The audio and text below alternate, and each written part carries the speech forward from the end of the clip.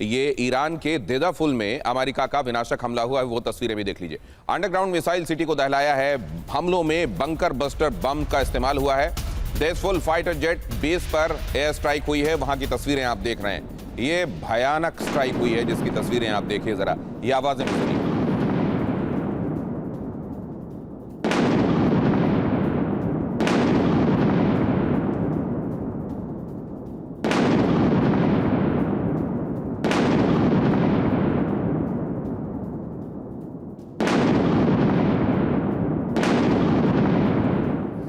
और ईरान की port city में भीषण धमाका हुआ है। ईरान की पोर्ट सिटी की अब तस्वीरें देखिए। बंदर अब्बास, 7 से ज्यादा विस्फोट हुए हैं यहां। होर्मुज स्ट्रेट के नजदीक सैन्य बेस के पास धमाके हुए हैं। बंदर अब्बास पर अमेरिकी एयर अटैक की खबरें हैं।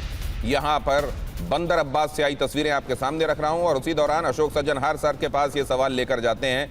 अशोक सज्जनहार सर, यहां से आगे अमेरिका का रुख आपको क्या दिखाई देता है? और वो आखिरकार अमेरिका के लिए कोई ऐसी सिचुएशन होगी, खासतौर से डोनाल्ड ट्रंप के लिए, जो उनको उनके कम से कम मागा सपोर्ट बेस में हीरो बनाए, या वो काउंटर प्रोडक्टिव ही होने वाला है? जी बहुत धन्यवाद दिनेश, मुझे आमंत्रित करने के लिए। देखिए, मैं ये समझता हूँ जो राष्ट्रपति डोनाल्ड ट्रंप एक बारी फिर से ऑल आउट वॉर ईरान के विरुद्ध नहीं शुरू करने वाले हैं, नहीं शुरू कर सकते हैं। उन्होंने देखा है जो 28 फरवरी से 8 अप्रैल तक जब उन्होंने युद्ध किया, तो अपने जो भी ऑब्जेक्टिव्स थे, चाहे वो रिजीम चेंज हो, चाहे न्यूक्लियर इशू हो, उस किसी के ऊपर भी वो अपना ऑब्जेक्टिव अचीव नहीं कर पाए हैं।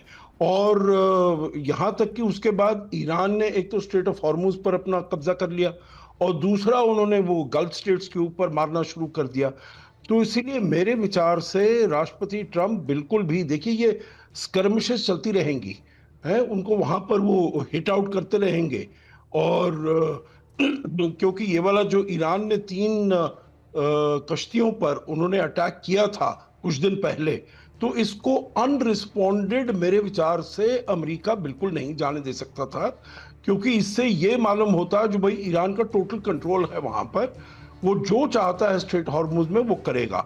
और ये मेरे विचार से इनको नागवारा था, तो इसलिए उन्होंने अटैक किया। परंतु फिर मेरे विचार से जल्दी ही इसको थोड़ा बहुत सामान्य उसके ऊपर सतह पर लाया जाएगा। दूसरी बात, आखिरी बात मैं इसमें ये कहूंगा, देखिए ये जो MOU साइन हुआ है दिनेश 14 पॉइंट का, ये सारा का सारा ईरान के फेवर में है। तो इसलिए ईरान भी अगर ऐसा कुछ नहीं करेगा मेरे विचार से, अगर उनमें वो दूरंदाशी है, तो वो ये देखेंगे जो इस MOU को वो अपने हाथ से नहीं जाने दे।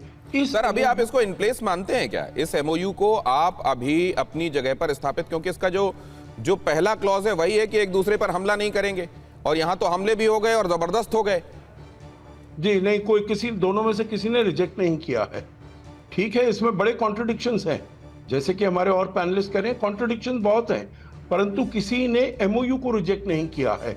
और MOU की जो शर्तें हैं वो अभी भी आगे चलते हुए वो जरूर, ईरान तो उसको क्लेम करेगा, जो हमको $300 बिलियन दीजिए, हमारे फ्रोजन एसेट्स हैं उनको आप रिलीज करिए, वगैरह वगैरह। तो ये सब तो वो करेगा, क्योंकि ये सारा पूरा। तो आबिद रजा साहब हमारे साथ जुड़ गए हैं सर, आइए उनसे समझ ही लेते हैं। आबिद रजा साहब, ये जब ये ज्यादा इंक्लाइंड माना जा रहा था ईरान की तरफ, और ज्यादा मतलब एक तरीके से फायदे की डील ईरान के लिए मानी जा रही थी, तो क्या होर्मुज वाली वो उस दिन की घटना को अवॉइड किया जा सकता था?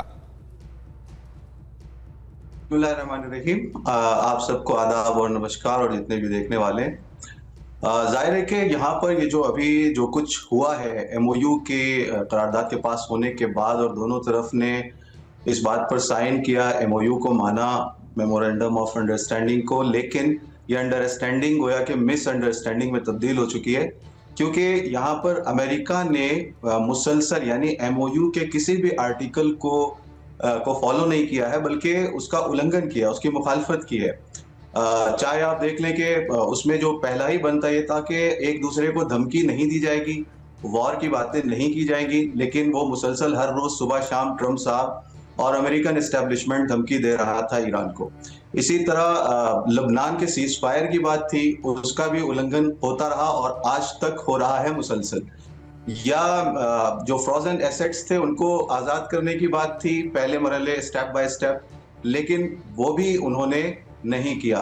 उसके अलावा स्ट्रेट ऑफ हुर्मुज में आर्टिकल 5 जो था एमओयू का, वो ये था कि ईरानियन अरेंजमेंट के साथ ये स्ट्रेट ऑफ हुर्मुज को चलाया जाएगा, देखा जाएगा, लेकिन वहां पर हमने देखा कि अमेरिका ने एक दूसरी लाइन वहां से स्टार्ट की और वही ब्लॉकेड जो आगे किया हुआ था पहले, उसको हटाकर गोया ब्लॉकेड की दूसरी सूरत यहाँ पर स्ट्रेट ऑफ हुर्मुज में उन्होंने लागू कर दी, जिससे ईरान को आपत्ति थी। और ईरान पहले से कहता आ रहा था कि हम एमओयू पर साइन कर रहे हैं, हम उनसे नेगोशिएशन कर रहे हैं, लेकिन ये याद रखिए कि हमें उन पर कोई ट्रस्ट नहीं है, भरोसा नहीं है। जैसा कि अभी आपने देखा होगा कुछ दिन पहले, 2 दिन पहले, तो फिर आप लोग क्या इसको इन प्लेस मानते हैं? इस एमओयू को अभी आप लागू मानते हैं?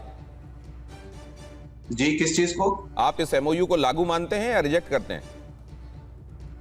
एमओयू को ईरान ने रिजेक्ट नहीं किया है, अमेरिका ने भी अभी रिजेक्ट नहीं किया है, लेकिन रोक दिया गया इस सिलसिले को, यानी नेगोशिएशंस के सिलसिले को फिलहाल रोक दिया गया है ईरान की तरफ से भी। और ईरान ने कहा कि जब तक कि ये जंगी हालात रुक नहीं जाते हैं और एमओयू के आर्टिकल्स पर सही तरीके से, तो ये वो स्थिति है जिसमें कुछ क्लैरिटी नहीं है, और इसीलिए कहा जा रहा है, तमाम हमारे एक्सपर्ट्स ये कह रहे हैं कि ये विरोधाभासों से भरी हुई स्थितियां हैं। क्या एमओयू लागू है या एमओयू रुका हुआ है, लागू नहीं है, रुका हुआ है, आगे लागू माना जाएगा या अब उसको निरस्त माना जाएगा, क्योंकि उसके बहुत सारे क्लॉजेस तो फॉलो किया ही नहीं गए शुरू से।